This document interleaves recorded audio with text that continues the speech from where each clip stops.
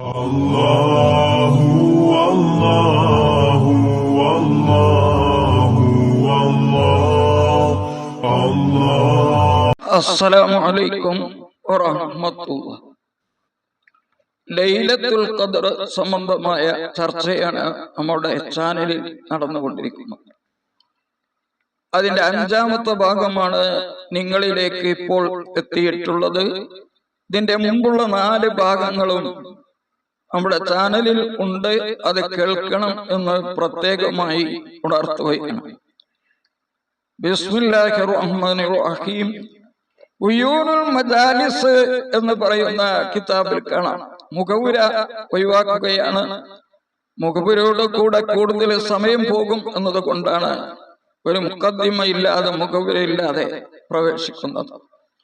ഉയൂനുൽ മജാലിസ് എന്ന കിതാബിൽ കാണാം, നബി സല്ലല്ലാഹു അലൈഹി വസല്ലം തങ്ങൾ ഒരിക്കൽ എന്റെ സമുദായത്തിന് അള്ളാഹു എന്ത് ചെയ്യും എന്നതിനെ സംബന്ധിച്ച് ചിന്തിച്ചുകൊണ്ട് ഒരു മനോവിഷമത്തിൽ ഇരിക്കുകയുണ്ടായി. ആ സമയത്ത് അല്ലാഹു സുബ്ഹാനഹു വ തആല നബി സല്ലല്ലാഹു അലൈഹി വസല്ലം തങ്ങളിലേക്ക് വഹി അറിയിക്കുകയാണ്. ഫൗഹല്ലാഹു ഇലൈഹി യാ മുഹമ്മദ് ഇലാ കം തുഖാസി ഉമ്മൽ ഉമ്മത്തി. എത്രയാണ് നിങ്ങൾ അനുഭവിക്കുന്നത് ഉമ്മത്തിനെ സംബന്ധിച്ചുള്ള പ്രയാസം. ദുനിയാവിൽ നിന്ന് നിങ്ങളുടെ ഉമ്മത്തിനെ ഞാൻ പുറപ്പെടുവിക്കുകയില്ല.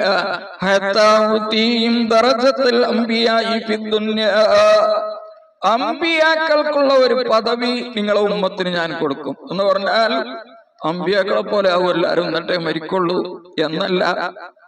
അങ്ങനെ ഞാൻ പറഞ്ഞിട്ടില്ല, നിങ്ങൾ മനസ്സിലാക്കിയാൽ. പിന്നെ എന്താണ് അതിന്റെ അർത്ഥം?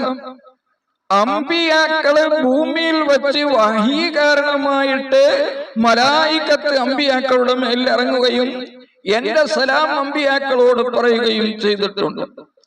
ഇതേ സ്ഥാനം നിങ്ങളുടെ ഉമ്മത്തിന് ഞാൻ നൽകും. ഫകദാലിക ഉമ്മതുക.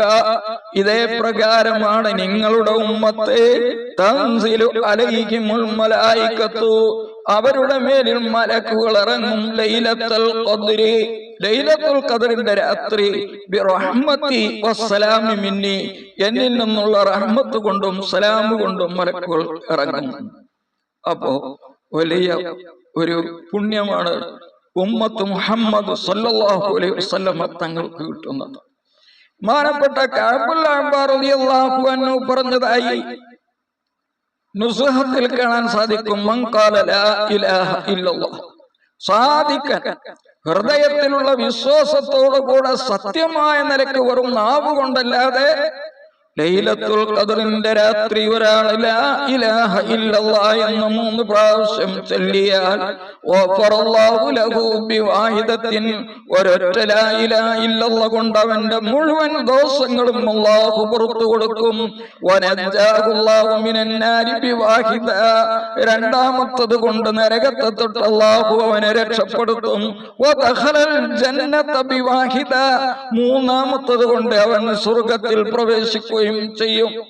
3 പ്രാവശ്യം ലാ ഇലാഹ ഇല്ലല്ലാഹ് എന്ന് പൂർണ്ണ ഈമാനോട് കൂടെ ലൈലത്തുൽ ഖദ്റിൽ ചൊല്ലിയാൽ തന്നെ പുണ്യം കിട്ടുമെന്നാണ് പറഞ്ഞതിന്റെ അർത്ഥം.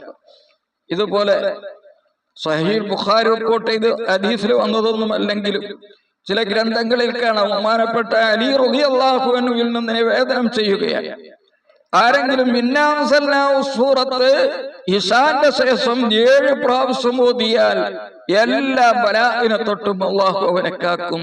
അവനിക്ക് വേണ്ടി 70,000 മലക്കുകൾ സ്വർഗം കൊണ്ട് അവനിക്ക് വേണ്ടി പ്രാർത്ഥിക്കുന്ന, അവനിക്ക് സ്വർഗം നൽകണേ എന്ന്.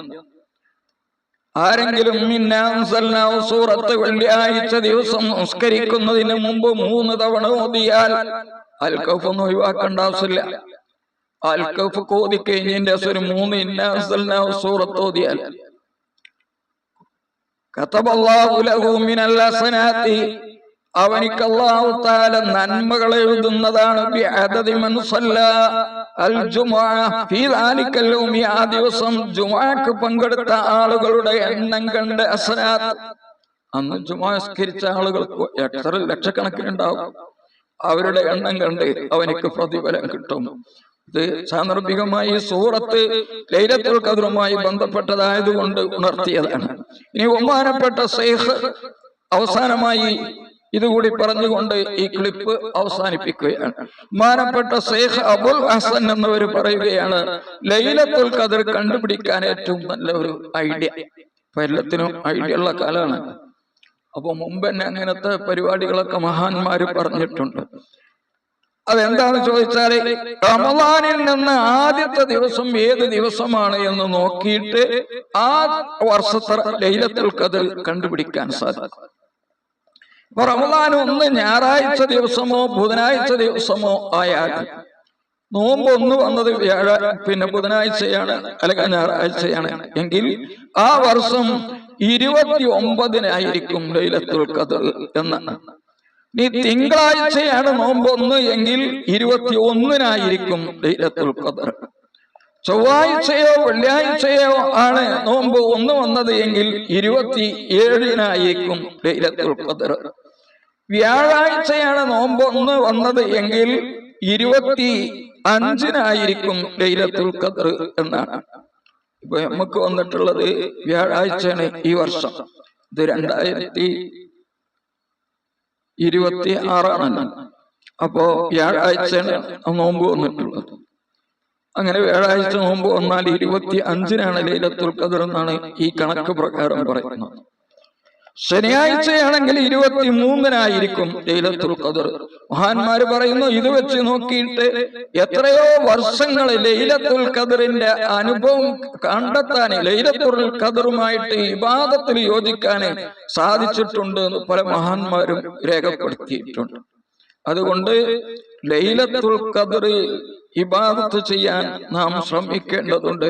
ബഹുമാനപ്പെട്ട അബൂ യസീദുൽ ബിസ്താമി റളിയല്ലാഹു അൻഹുവിൽ നിന്ന് നിവേദനം ചെയ്യുന്ന ഒരു സംഭവത്തിൽ കാണാം, അവർ പറയുന്നു, റഅയ്തു ലൈലത്തുൽ ഖദ്രി ഫീ ജമീഇ ഉമരി മറത്തൈനി, എന്റെ ജീവിതത്തിലൊട്ടാകെ 2 തവണ ഞാൻ ലൈലത്തുൽ ഖദ്ർ കണ്ടിട്ടുണ്ട്. ആരാ പറയുന്നത്?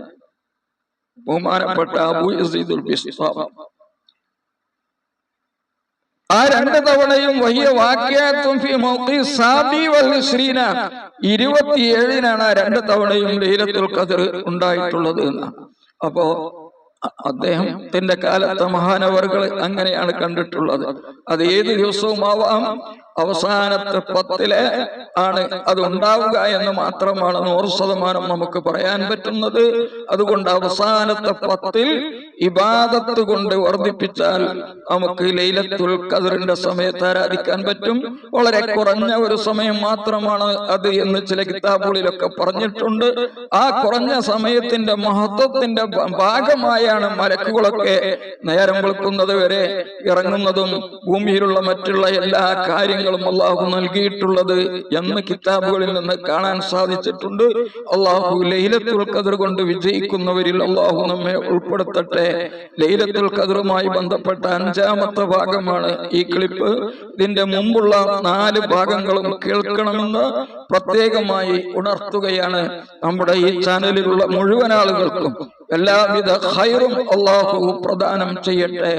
എല്ലാ പ്രയാസങ്ങളെ തൊട്ടും അവരെ അള്ളാഹു കാത്ത് രക്ഷിക്കട്ടെ. നമ്മളിൽ നിന്ന് മരണപ്പെട്ടു പോയ മാതാപിതാക്കൾ മറ്റ് ബന്ധപ്പെട്ട പലരും ഖബറുകളിലുണ്ട്. അവരുടെ ദോഷങ്ങളൊക്കെ അള്ളാഹു പുറത്തു കൊടുത്ത് വിജയികളിൽ നമ്മയും അവരെയും അള്ളാഹു ഉൾപ്പെടുത്തട്ടെ.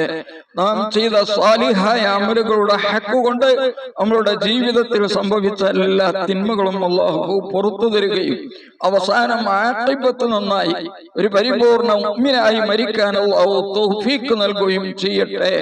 ആമീൻ എന്ന പ്രാർത്ഥനയോടെ അവസാനിപ്പിക്കുന്നു. അസ്സലാമു അലൈക്കും വറഹ്മത്തുള്ളാഹി വബറകാതുഹു.